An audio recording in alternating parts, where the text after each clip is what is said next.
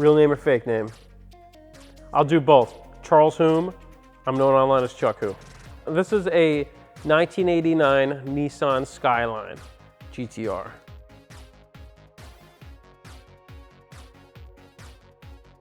Oh, wow. That is a good Josh Garcia question, isn't it? Well, it all started with the fact that I wasn't really a BMW guy. That I stumbled upon a warehouse full of BMWs that I always wanted an E30 M3 gutted. I knew this warehouse had a bunch of other cars in it, and just kind of like, they weren't super expensive, they were super accessible, so I ended up getting the 3 original BMW M cars. And obviously everyone's gonna assume you're like the biggest BMW fan in the world, which obviously it got me there, but I was never like attempting to purchase a bunch of BMWs. I just saw an E30 M3 for sale on the internet, reached out, was able to make that happen, went to the guy's warehouse, had 50 BMWs, and was like, oh, you have this M6 as well? Oh, you have this M5 as well? And it just like, it was just cascading bullshit. So I bought all those. But before that, as people that listen to the podcast may or may not know, my dirty secret is I was a Subaru guy. Ugh, hurts to say. Had an Isuzu before that, which is definitely a more respectable car than a Subaru. Isuzu Rodeo, so it was a lot faster than my WRX2.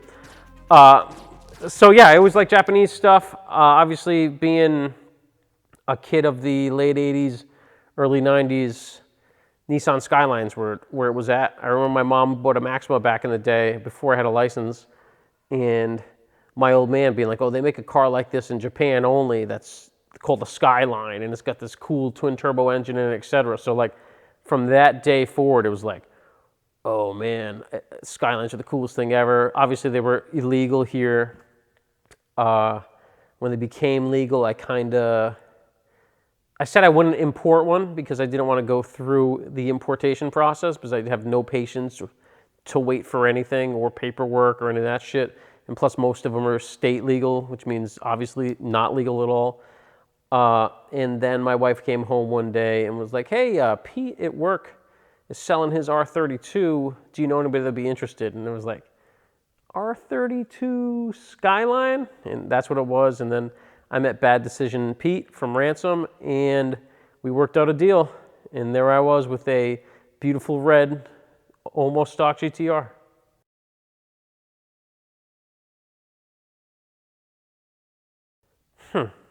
I think Corey was with me.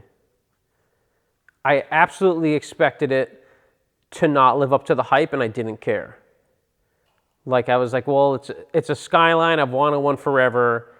There's no way it's going to be as cool as I expected, but it's a Skyline and I've wanted one forever. So we went to Pete's house, and he had it there, and we drove it, and Pete lives next to some mountain roads, and I mean, it had some K-Sport suspension that would bump steer if you hit an ant, and it was very rough on the road, but it was cool. It made all the cool noises, made the turbo noises. It was better than I thought it was gonna, like better than the hype led it to be. Because I figured it'd just be a hype monster. You know how all that stuff works. But yeah, it was better than I thought. I mean, it had like trashed up tires and stuff on it, but it just didn't matter. It was awesome. And then obviously driving on the wrong side was, I don't know. I don't even know why Pete let me drive the damn thing, if I'm honest. Yeah, I don't know. I didn't even think about it. So I'm sure it was like half in the wrong lane, but that's kind of normal when you first get one. So yeah, it was awesome. The first time driving was awesome, and it was, I mean, everyone that comes over from Japan's kind of modified, so it had coilovers, some shitty intakes, and a really sketchy ECU, so, but it was great.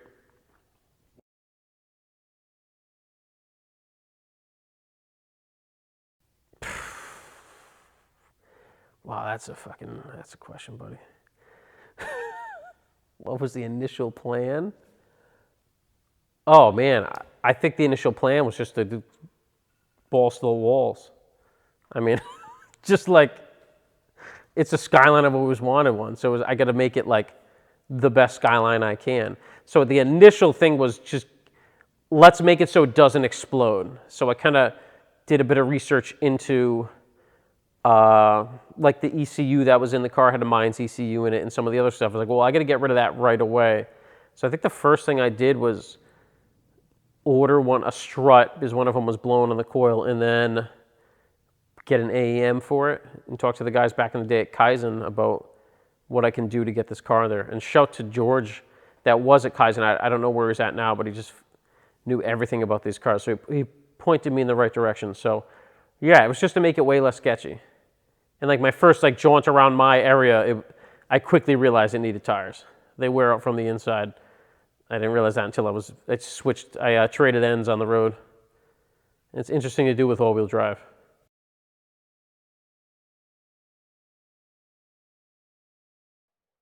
Oh my God, I hate working on cars so much, despite like me doing it all the time.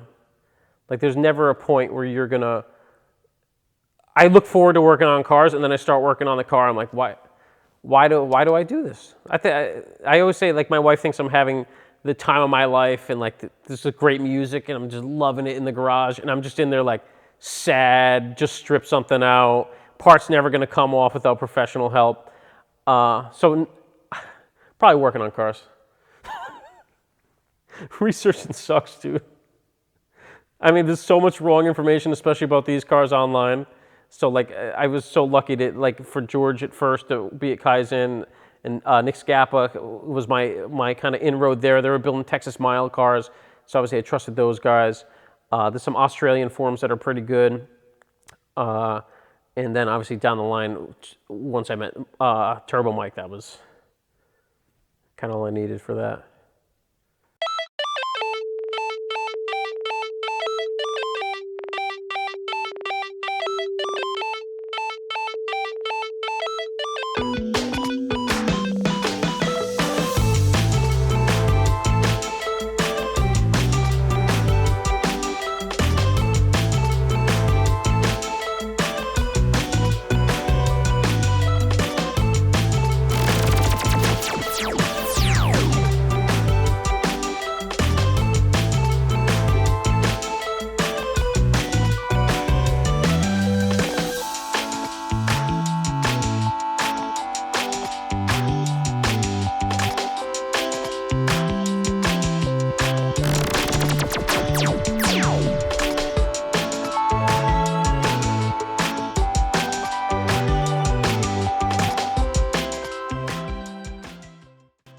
Thousand-foot view. So it started with a standalone, which if you really want to go crazy on a car is probably your best bet because you're not going to be stuck behind doing something to your car that the computer can't manage, right? So it was kind of stock standalone, but you never know what's stock. So like it had the stock blow-off valves and another blow-off valve on it. So it had 3 blow-off valves when I got it. So it was pretty much prime. It had some crummy intakes. It had steel wheel turbos, which I didn't know until I replaced them. I don't know, in coils. And what's done to it now is oh boy. The engine's been fixed, the interior's been fixed, and the exterior's been fixed. So it's like upgraded turbos, cams, full bottom end refresh. I should have stroked it, but I was waiting for the car for too long, so I didn't.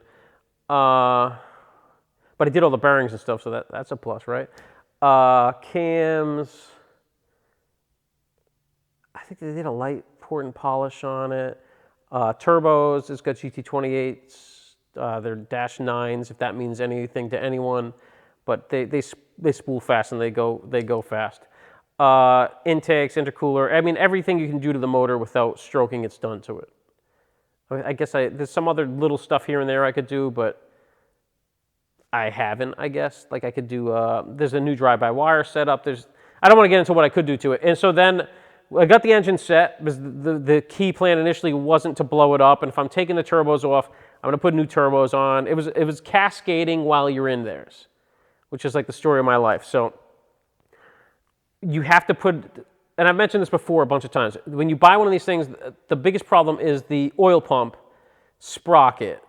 When you redline the car, hit rev limiter, it will pop off and stop feeding oil to the car and it'll explode it. So you have to put a new sprocket on the end of the crank and you have to machine it on. So if you're gonna do that, the motor has to come out and you have to do everything. So rather than every other car I've ever done in my life and I pay for that, then pay to take it out again and fix that and fix that and fix that, I just did everything at once.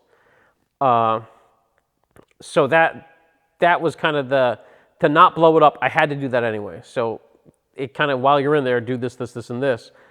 And I've only had to take the turbos off once, so I guess that's good. And then the ECU allowed all that to happen. So yeah, motor was straight at the end of the first year. And then I got, what did I do after that?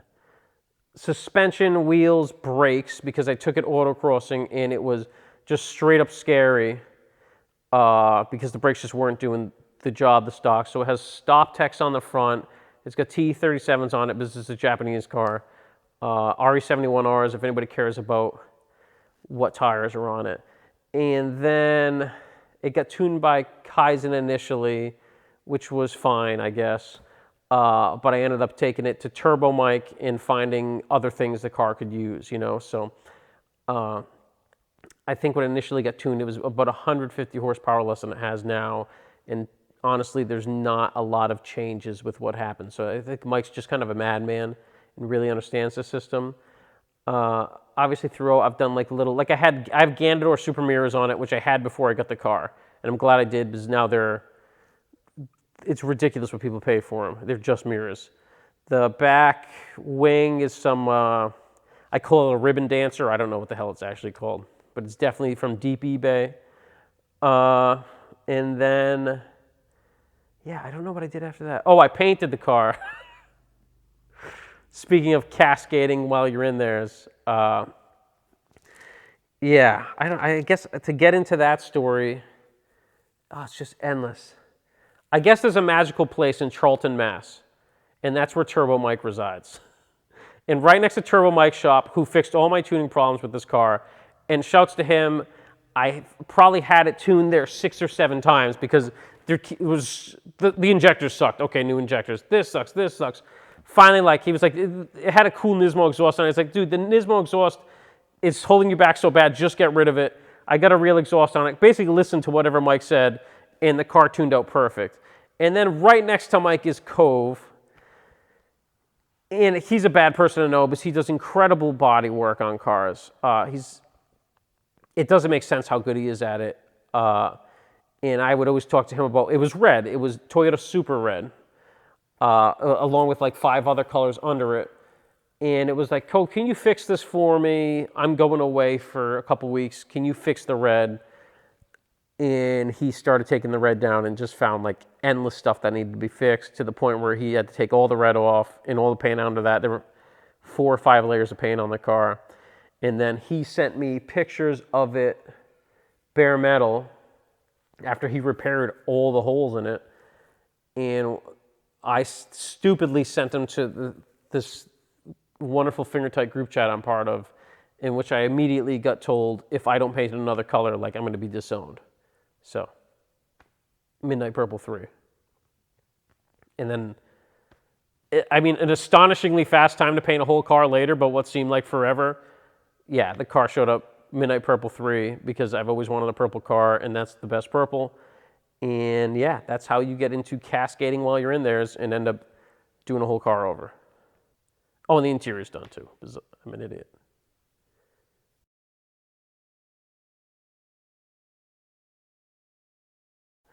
My favorite part about the car? I don't know, just that just how it performs. How it performs is my favorite part. I like the color a lot, but with the brakes and the suspension and the engine, just the way the car performs is awesome.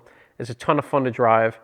It's still fairly decent on back roads. It's not like a true like highway roll race car.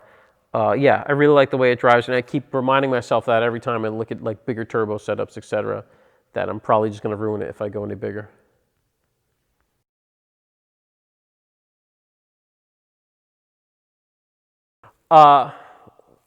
Is it my favorite car I have? No.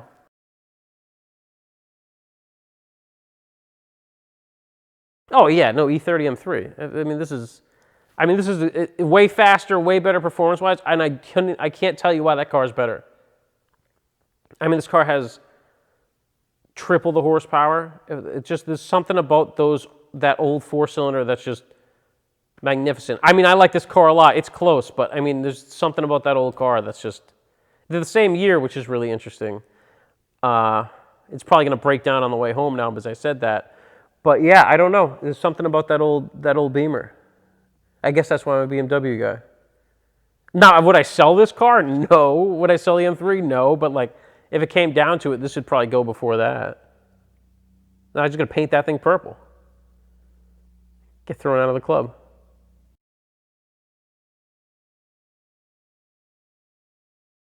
I don't know. We talked about upgrading it. So I'm trying to have no issues driving it, so it just runs on 93. I've been told I could have a lot more horsepower if I ran on E85, but I believe I was talking to you and Corey and young Ben, the most knowledgeable man in the world, about this the other day, that there is E85 in my town, which I didn't know about, but I mean, it's twin fuel pumps. I just don't know if I care enough to make it faster. There's probably just little stuff like, I don't even know what it is. I've taken care of most of the little stuff. I got a shift boot coming in. I got a shift boot, brake boot to match the inside. I don't know. I mean, maybe the only big thing, maybe I could do a intake plenum. I don't know. What's next for me is probably fixing the kitchen in my house or something. I have a garage, a bunch of cars that always need to be fixed. I just don't know if I want to really dive in on something crazy. The next big car thing I'd do is probably to paint one of the old Beamers, I'd guess. But for this car, I don't know. I think it's pretty good. And I mean, tomorrow that answer could be totally different. But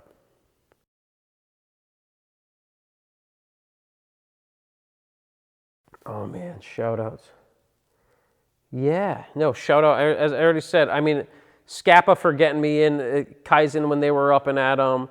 George over there was the man. Turbo Mike, like endless patience, getting the car to run right, so much better than I initially brought it to him. I know he was shocked and appalled when he first saw the tune on the car. Cove for just being the man generally, just like we could have him on the podcast, like great car guy, great bullshitter, ridiculously good body guy. God, who else? I'd like to shout out myself. No, my wife for not actually throwing me out of the house, although wanting to, obviously, for this car and all the other stupid bullshit I do. Jesse Banch for hating the fact that he has to have anything to do with this car, but still helping me with it. I don't know, all the finger tight guys for making me make bad decisions cascadingly till it gets to a purple 1989 Skyline. Revival, you, Corey. Hopefully make it so I can, talking about this thing gets me a tax write-off. Let's get it going. Yeah, that's it. Final thoughts? I don't know. We talked about on the podcast the other time, when the last time we recorded a podcast, someone, I forget what the question was, but like, how do you deal with project cars or something? And it was like, when you get it, have a goal. If you have a goal, it'll at least keep you on the right path. And when you get there, don't discredit that this is what you wanted initially, right? So if your goal, like this car, it was 500 plus wheel horsepower. If you get there, you really have to look at turbo kits that make 1,000. Like, that's what you wanted, you know? Just because you got it, like, it can get so ugly. But you just keep upgrading it. So I think if you start with a goal, and when you get there, remind yourself, hey, this is where I wanted to be. And then you can kind of put your energy elsewhere in the car, like a paint or an interior. I think that's how you end up with, like, really nicely built vehicles. Obviously, you'll never see my car with a super clean engine bay, because I'll never get that bored. But I don't know. I think that's it. Have your goal in mind especially when you're nearing the end. Like, that's where I'm at right now. At least that's how I'm talking myself out of spending any more money on this dump.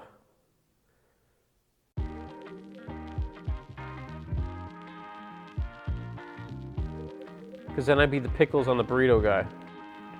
Olives? I think Parmesan cheese is stranger. And I'm not going to say who in this room just had Parmesan cheese on a burrito. But his name rhymes with Mosh. Larcia. Yeah, not getting corn's not a good play. Yeah, a lot of respect lost there. I love all the attention it gets and all the people I have to talk to for owning it. You know, that's really just, I love it so much. All the Jeep Cherokee SRT8s that try to race me. Yeah, what's this going on? No, I don't have any, why would I have any questions? But I can't do a watch because I get a watch is the only piece of jewelry a man's allowed. I don't know, man. I'm pretty sure I'm right. I don't want to say you're wrong, but I'm pretty sure I'm right. Hold on, I don't want to come off like an asshole with my last answer. I do actually like talking to people about this car. I remember being in Canada years and years ago when they were only 15 years old and just being like, I saw one, I was like, dude, I got to talk to you for a minute.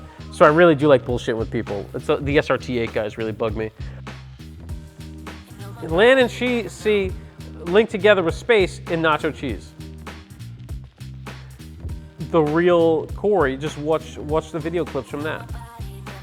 I think it's on WorldStar. I got rid of my Fitbit. Doesn't know I'm tracking me. Next time, man. We'll get burritos after this. No, it's turtleneck and chain or a watch.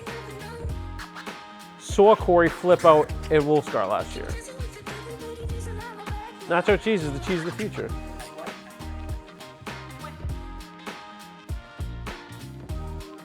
Oh, Subarus, my God.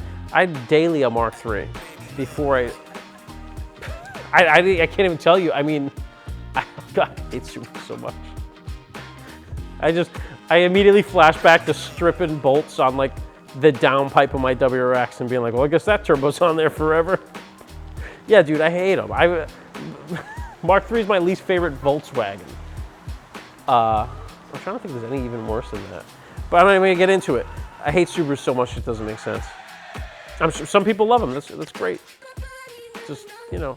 We even had one on didn't we have a Subaru featured somewhere? Yeah, that was great. Previously. We're going to have a Subaru featured somewhere? Are you signing? Yeah, no, if people like them, that's cool. I just think they're terrible. And I'll stick to that.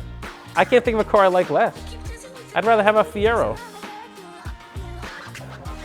Anything, any other car. Pontiac Aztec. Yeah, Subaru, ooh. It unsettles me. Yeah, you asked me that question. That's from owning one, by the way.